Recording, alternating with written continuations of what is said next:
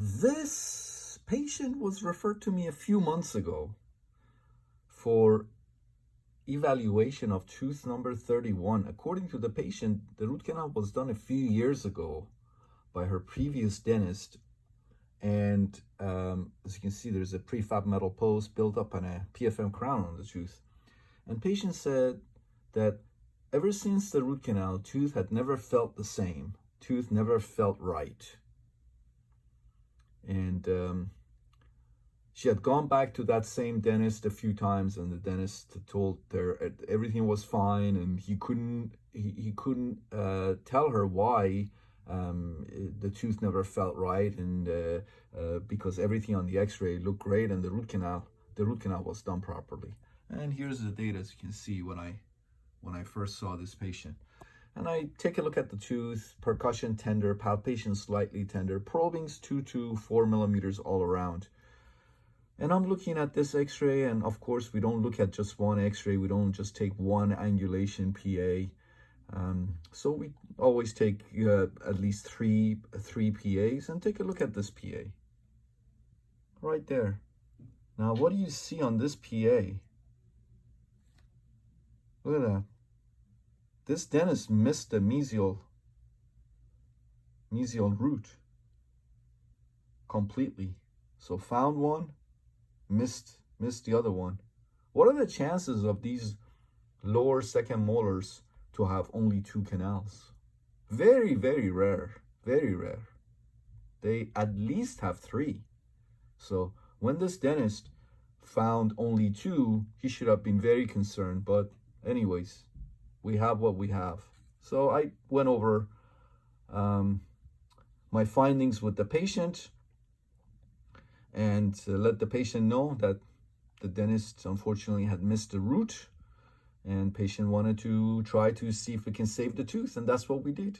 I did selective endo here. There was no reason to traumatize this tooth and damage it to try to remove this prefab metal post. As you can see, the distal root is clean. I don't see any issues with the distal root, so why mess with it? So I did selective endodontic retreatment, focused on the mesial roots only. And take a look.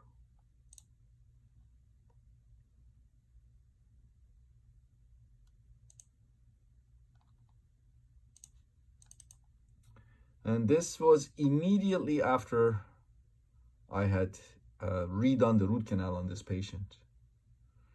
And I used the injection technique of gutta percha, and look, the missed root that I found, I ended up obturating it long. You see that? I ended up obturating that root long. And again, that's the date, as you can see, the date that we completed the endodontic retreatment. Unfortunately, again, wasn't on purpose. It just happens sometimes. Was I worried? I was not. Because I know the science, and I know that the extent of obturation doesn't cause endodontic failure. What causes endodontic failure is presence of bacteria in the canals. So take a look here. Patient came in today for a different tooth, and we took a PA of tooth number 31 just to make sure it was doing okay. Again, you see how long? That was pretty long, obturating that canal. And look at the X-ray today. That's the X-ray from today. What happened to all of that gutta percha and sealer? Almost completely resorbed by the patient's own body. And here's the date, as you can see, only a month and a half ago when we redid the root canal. And so this is a month and a half post-op. 1 month, 2 weeks, or 6 weeks. 6 weeks post-op of tooth number 31. Patient has no symptoms, no issues with the tooth. All of that overextended gutta percha and sealer almost completely resorbed and gone. So I'm not saying that from now on obturate short or obturate long, but once in a while, if that happens, if you follow all the fundamentals of endodontics,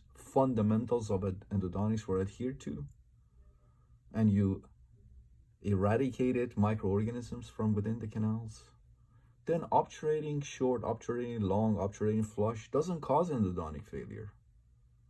All right. Once in a while, if that happens, as long as you had followed the fundamentals of endodontics during endodontic therapy, rubber dam, proper instrumentation, shaping up the canals, proper irrigation, full strength sodium hypochlorite, which is here in the United States is almost 6% sodium hypochlorite. If you followed all of those fundamentals, then chances are that the tooth will be okay, patient will be okay. But if you, let's say you didn't use a rubber dam, you didn't instrument, shape, irrigate, activate properly, and you left microorganisms behind, and on top of that, you either obturated short or obturated long, then you're gonna have a problem. But it all starts with the fact that you hadn't followed the fundamentals of endodontics. And one of the major fundamentals of endodontics is rubber dam.